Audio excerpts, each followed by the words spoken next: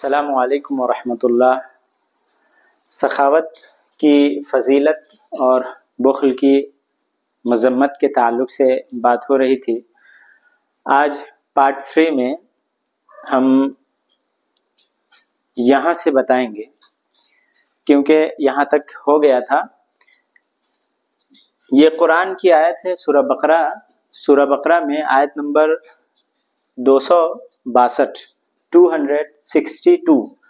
اس میں اللہ نے فرمایا کہ جو لوگ اللہ کی راہ میں اپنے مال خرچ کرتے ہیں، اللہ کی راہ میں، پھر اپنے خرچ کیے ہوئے کے پیچھے نہ احسان جتلاتے ہیں اور نہ اذیت دیتے ہیں،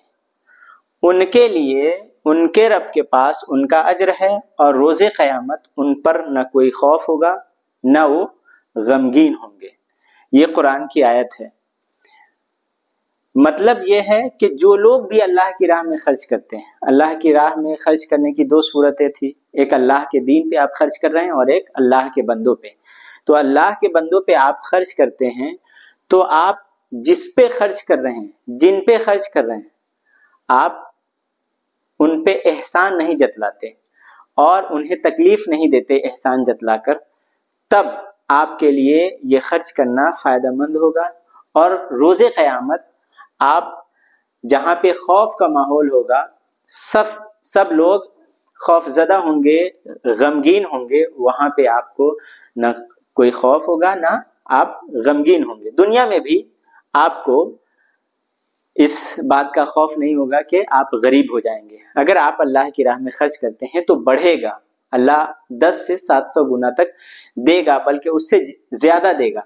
تو کرنا کیا ہے کہ آپ جن پہ خرچ کر رہے ہیں آپ احسان نہیں جتلائیں۔ اگر آپ احسان جتلاتے ہیں تو خرابی پیدا ہوگی یہ کہ آپ جس پہ احسان جتلا رہے ہیں وہ اپنے آپ کو کمتر محسوس کرے گا، احساس کمتری کا شکار ہوگا، وہ شرمندہ ہوگا، اور آپ کے اندر ایک خرابی پیدا ہوگی کہ آپ کے اندر تکبر پیدا، یعنی آپ غرور میں مبتلا ہو جائیں گے، جو حرام ہے۔ تو آپ حرام کریں گے اور سامنے والے کو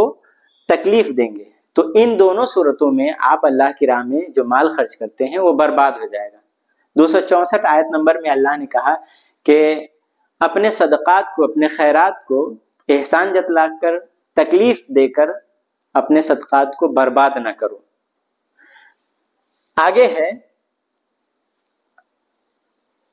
اس میں کہ اے ایمان والو، سورہ بقرہ کی آیت نمبر 267 267، کہ اے ایمان والو ان پاکیزہ کمائیوں میں سے اور اس میں سے جو ہم نے تمہارے لیے زمین سے نکالا ہے، اللہ کی راہ میں خرچ کیا کرو، اور اس میں سے گندے مال کو اللہ کی راہ میں خرچ کرنے کا ارادہ مت کرو کہ اگر وہی تمہیں دیا جائے تو تم خود اسے ہرگز نہ لو، سوائے اس کے کہ تم اس میں چشم پوشی کر لو، اور جان لو کہ بے شک اللہ بے نیاز لائق ہر حمد ہے، اللہ حمد تعریف والا ہے۔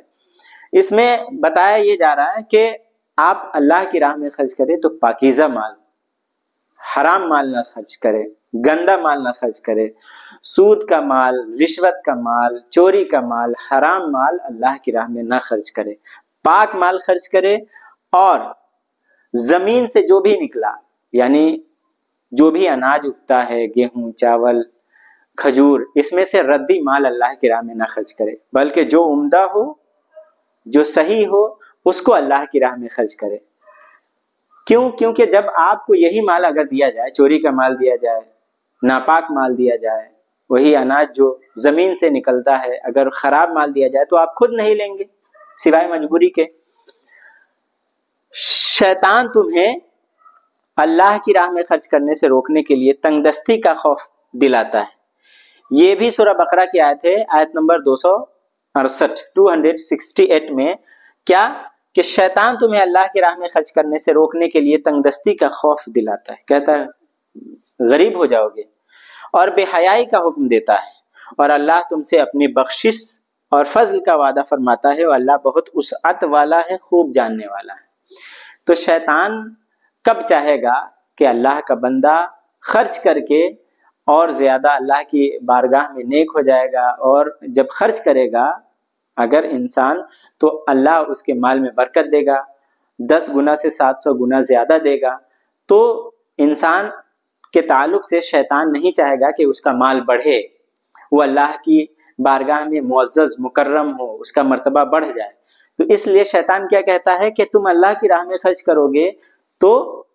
غریب ہو جاؤ گے، تنگ دستی کا خوف دلاتا ہے۔ تو اگر آپ خرچ کرتے سمے یہ محسوس کرے کہ ہمارا مال گھٹ رہا ہے اور ہم غریب ہو جائیں گے، میرا مال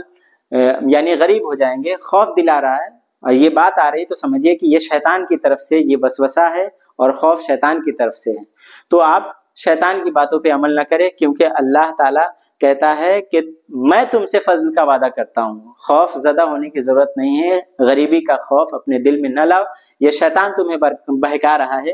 اور اللہ تمہیں اپنی بخشش اور فضل کا زیادہ کا وعدہ کرتا ہے۔